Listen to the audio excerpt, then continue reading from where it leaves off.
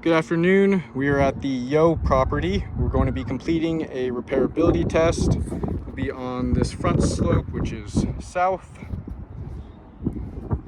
We have this damaged shingle here. It's fully unsealed, and this tooth here was flipped up. So we got this wind damage shingle. We'll do the repairability test on, and we'll see how it affects all of those surrounding shingles. And I'll give you an overview of all of those shingles before we get started, showing you the current condition. Once we're all complete with that repair test, I'll show you give you another overview, take a look at all of those results. You can see these shingles above are all still sealed down.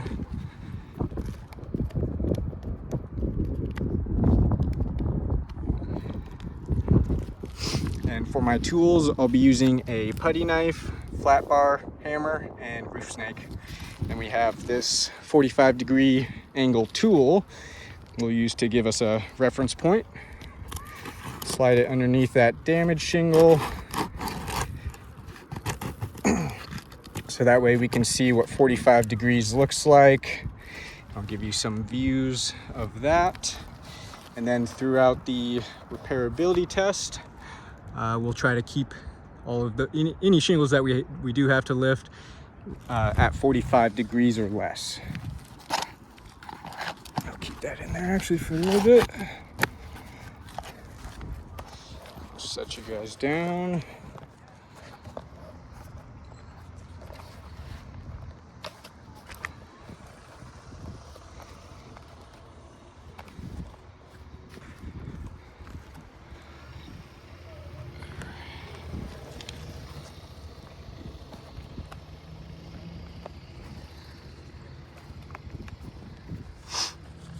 All right, we'll go ahead and get started. Start by unsealing all of those shingles we need. We'll use the putty knife to unseal the top shingle, number 8.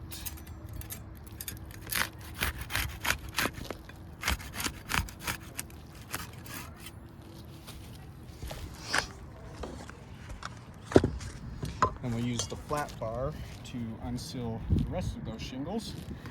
See if there's any differences with those tools.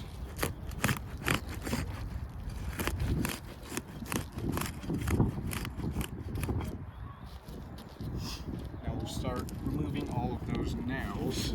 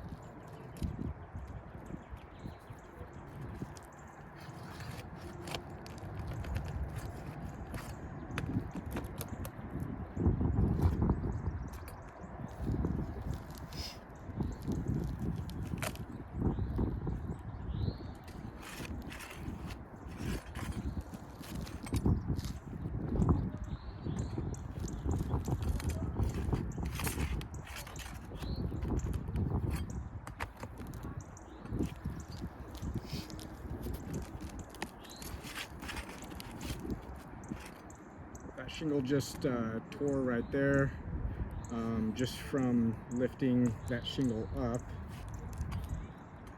In order to remove the nail, these shingles are very worn and brittle, and that really shows right there just how easily that tears.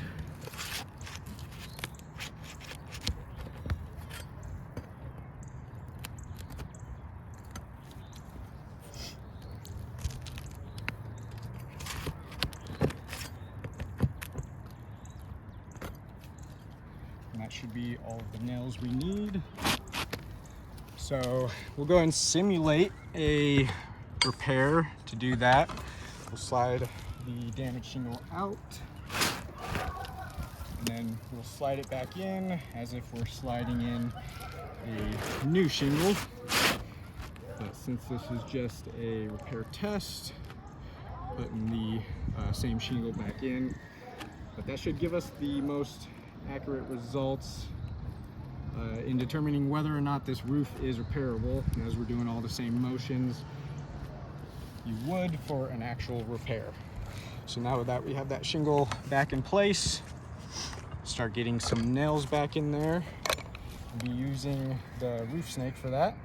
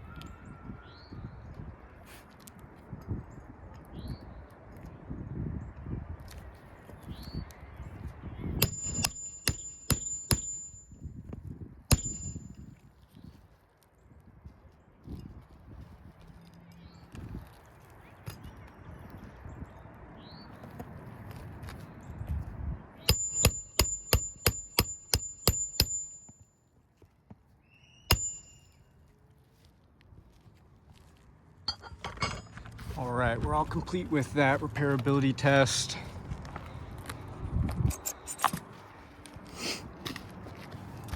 Show you the results now. Show you another overview of all of those surrounding shingles.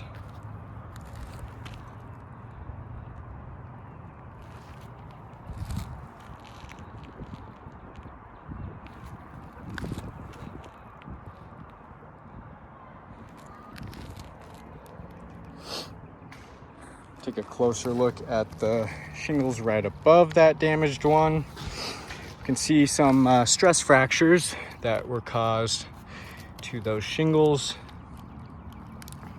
You can see where that matting on the shingle was broken due to the lifting. These shingles are very worn and old, so any lifting, we could just hear the matting on those shingles tearing just as we were lifting them. So those stress fractures, those will be damaging the integrity of those shingles. You can feel where they're much weaker in those areas with the stress fractures.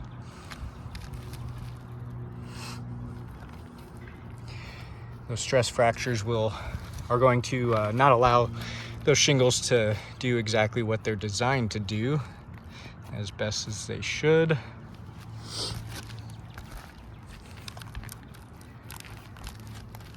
You can feel that's real weak there. You can see how these stress fractures were caused here. I'll lift it up slightly, probably about 30 degrees, not even 45. And we can see how that matting right there is creasing just from that.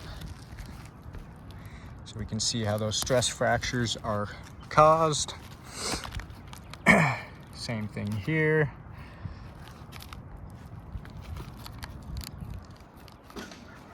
And then of course we had that tear in the shingle just while we were lifting it. I believe it was right here, and this shingle just ripped right there. So we have those damages as well as the those stress fractures. Take a look underneath, see if any mat transfer occurred.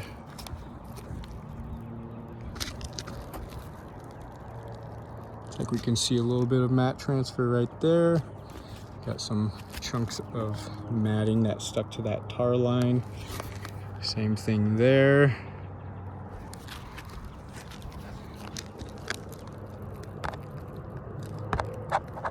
And we can see where that piece of matting came from the bottom of that shingle, leaving exposed fiberglass right there. So we have mat transfer damaging those shingles as well. That'll be damaging the integrity of those shingles, as we can see the chunks of matting that were ripped off the bottom of those, as well as damaging the integrity. It's also going to make it more difficult for those shingles to reseal properly, as that tar line now has pieces of matting stuck to it.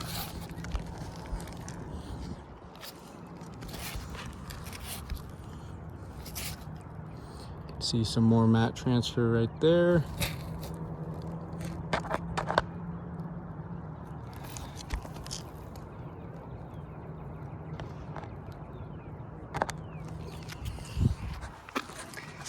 And then the shingle over here.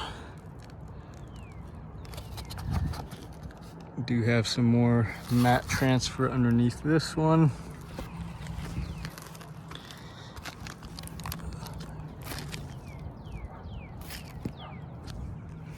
And then real quick, I just want to show how much weaker these shingles are with those stress fractures. We can get over here to this one. We can feel where that's much weaker right here where the stress fractures are. It doesn't take much to lift that side of the shingle up. And then we'll go over here to this side of the shingle where we only had to lift that side up in order to get the one nail out to remove that damaged shingle, so we did not have to lift the shingle over here. I just want to show you how much stronger that is without the stress fractures.